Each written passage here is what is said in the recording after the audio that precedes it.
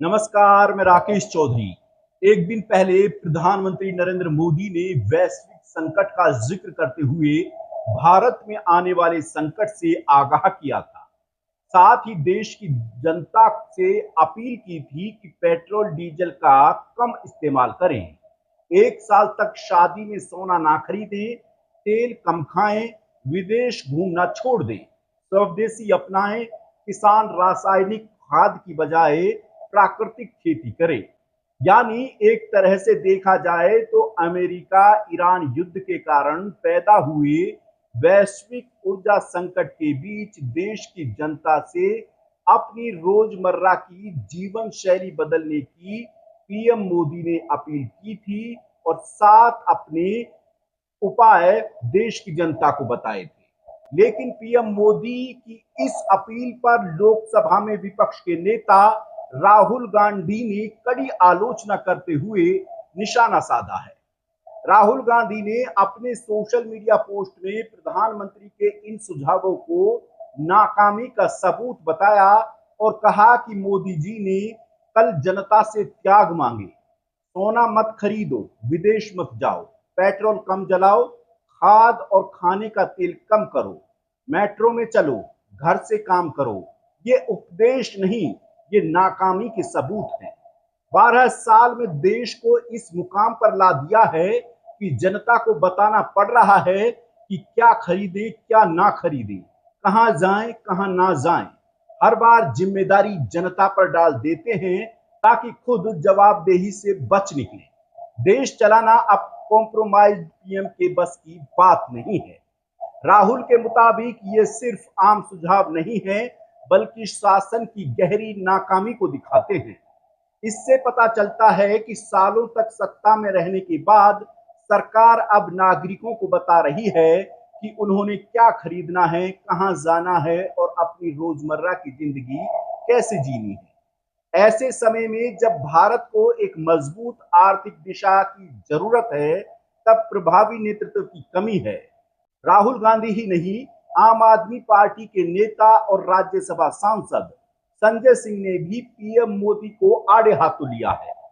उन्होंने कहा कि प्यारे देशवासियों, चुनाव तक मोदी जी ने आपका बोझ उठाया, चुनाव खत्म, आपका इस्तेमाल खत्म। अब देशभक्ति के नाम पर लाइन में लग जाओ। गैस महंगी हो गई, अब पेट्रोल डीजल भी महंगा होगा। आप देशभक्ति के नाम पर पेट्रोल डीजल गैस का इस्तेमाल ना करो, सोना ना खरीदो, खाने के तेल का भी इस्तेमाल ना करो। लेकिन मोदी जी अपनी रैलियों में लाखों लोगों को भर भर के लाएंगे, विदेशी यात्राएं करेंगे, खूब तेल फूकेंगे। उनके लोग सोना तो क्या पूरे देश की संपत्तियां खरीद लेंगे। लेकिन आप फटीचर बने रहिए। और हां, अगर आपने मोदी जी की महंगाई बर्दाश्त नहीं की तो अंधभक्त और गोदी मीडिया आपको पाकिस्तानी घोषित कर देगा। एक बार संजय सिंह का ये बयान आप सुनिए। भारत के प्रधानमंत्री नरेंद्र मोदी जी ने ये कहा कि 2 महीने से भारत की सरकार यानी कि मोदी जी आपका बोझ उठा रहे थे। अब चुनाव खत्म हो गया तो अब बोझ नहीं उठाएंगे मोदी जी। 5 राज्यों का चुनाव जब तक हो रहा था तब तक आपका बोझ उठा लिया उन्होंने। अब वो कह रहे हैं तेल का इस्तेमाल कम कीजिए, पेट्रोल डीजल का इस्तेमाल कम कीजिए, गैस का इस्तेमाल कम कीजिए, सोना ना खरीदिए, 1 साल तक सोना ही ना खरीदिए, कोई भी शादी हो फंक्शन हो ना खरीदिए। मोदी जी कह रहे हैं खाने के तेल का भी इस्तेमाल कम कीजिए। ये सारा ज्ञान चुनाव भर याद नहीं आया मोदी जी को। वहीं पीएम मोदी को उत्तर प्रदेश के पूर्व मुख्यमंत्री और समाजवादी पार्टी के सुप्रीमो अखिलेश यादव ने भी खूब सुनाया है। अखिलेश यादव ने अपने पोस्ट में लिखा कि चुनाव प्रचार खत्म होते ही संकट याद आ गया।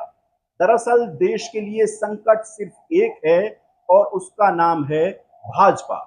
इतनी सारी पाबंदियां लगानी पड़ी तो $5 ट्रिलियन की जुमलाई अर्थव्यवस्था कैसे बनेगी।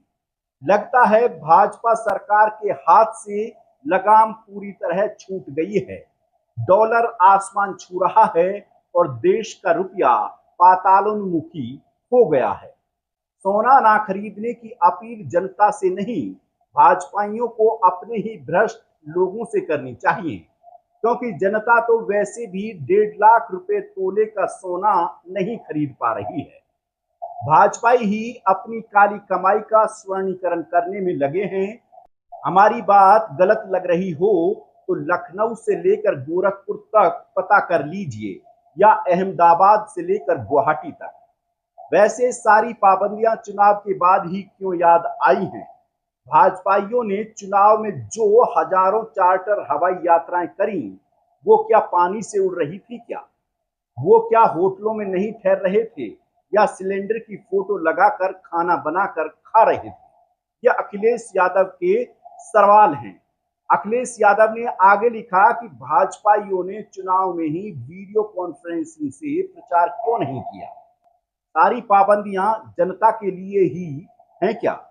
इस तरह की अपील से तो व्यापार, कारोबार, बाजार में मंदी या महंगाई की आशंका की वजह से डर के साथ घबराहट, बेचैनी, निराशा फैल जाएगी।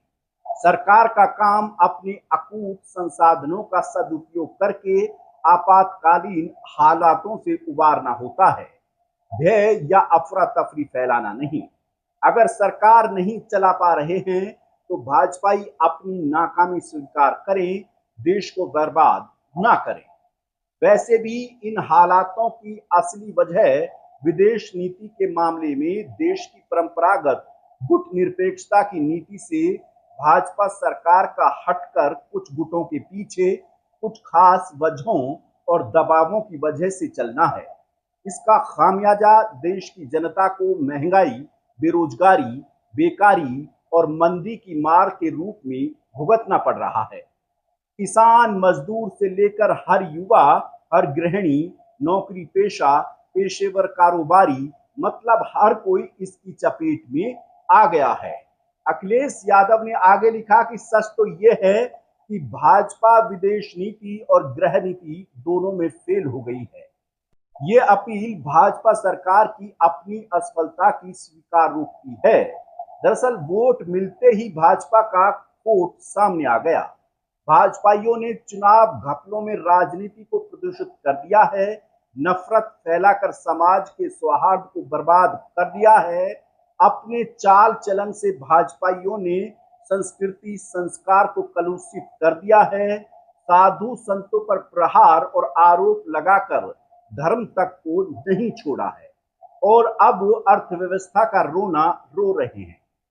इस तरह तो सांस्कृतिक, धार्मिक, राजनीतिक, सामाजिक और आर्थिक हर क्षेत्र में भाजपा ने देश का बंटाधार कर दिया है। इस अपील के बाद देश की जनता में अचानक आक्रोश का जो उबाल है, उसका प्रबंधन भाजपा किसी चुनावी जुगाड़ की तरह नहीं कर पाएगी। अब भाजपा हमेशा के लिए जाएगी। यह अखिलेश यादव के तल्ख लहजे में किए गए मोदी सरकार से सवाल हैं। बहरहाल देखा जाए तो पीएम मोदी पर समूचा विपक्ष एकजुट होकर टूट पड़ा है और सवालों पर सवाल दागे जा रहे हैं। लेकिन राजनीति से इतर सवाल यह है कि क्या जब 2 महीने से वैश्विक संकट की गूंज सुनाई दे रही थी, सरकार हाथ पर हाथ रखे क्यों बैठी थी? क्यों ना समय रहते हुए इससे निपटने की योजना बनाई? अब अचानक देशभक्ति की दुहाई देकर देश की जनता को मझधार में क्यों फंसाया जा रहा है? ऐसे में आप इस खबर को लेकर के क्या सोचते हैं, हमें कमेंट में बताएं और हमारे चैनल को सब्सक्राइब करें। नमस्कार।